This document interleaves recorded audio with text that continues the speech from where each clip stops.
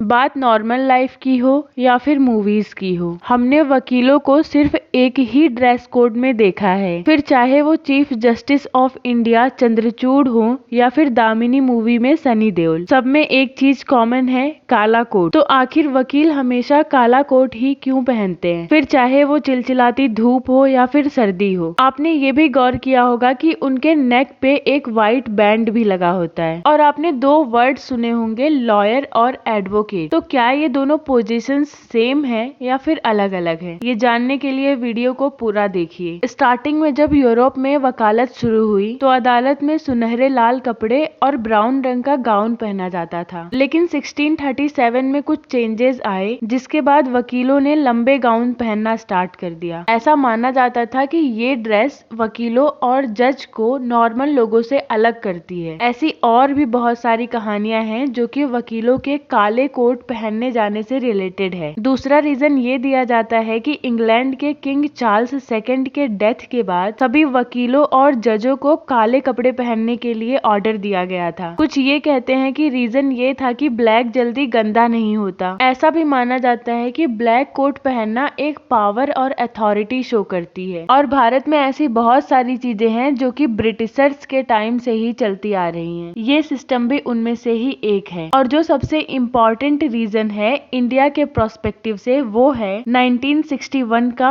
Advocate act. हमारे India में जो जज और वकील ड्रेस पहनते हैं वो इसी एक्ट के बेस पे पहनते हैं। और आपको जानकारी के लिए एक और चीज बता दूं कि एक बार एक इंडियन ने आरटीआई फाइल किया सेम क्वेश्चन का आंसर पाने के लिए कि वकील काले रंग का कोट क्यों पहनते हैं। वहां से उसे कोई जवाब नहीं मिला। फिर उसने सुप्रीम कोर्ट के रजिस्ट्रार को लेटर लिखा तो उसे वहां से ये बताया गया कि इसके हिस्ट्री से रिलेटेड कोई भी रिटन डॉक्यूमेंट नहीं है। तो ये तो बात हो गई ड्रेस कोड की। अब बात करते हैं आखिर लॉयर और एडवोकेट कौन होता है। हो सकता है कि अब तक आप यही समझते हो कि जो एडवोकेट होता है वही लॉयर होता है और जो लॉयर होता है वही एडवोकेट होता है, लेकिन ऐसा बिल्कुल भी नहीं है। लॉयर वो होता है जिसके पास लॉ की डिग्री हो, मतलब जिसने LLB कंप्लीट किया हुआ हो, उसे लॉ की अच्छी खासी नॉलेज होती है और वो उससे रिलेटेड एडवाइस भी दे सकता है। वहीं एडवोकेट इससे हाई पोजीशन होती है जो कि BCI bar council of India के एग्जाम क्लियर करने के बाद और उसमें रजिस्ट्रेशन करने के बाद बनते हैं। एक्चुअली जो कोर्ट में खड़े होकर के केस लड़ते हैं, क्लाइंट्स के रिप्रेजेंटेटिव होते हैं, उनका पक्ष रखते हैं, वो होते हैं advocate. Thank you for watching the video. और भी ऐसी वीडियोस के लिए चैनल को सब्सक्राइब करें और कनेक्टेड रहें।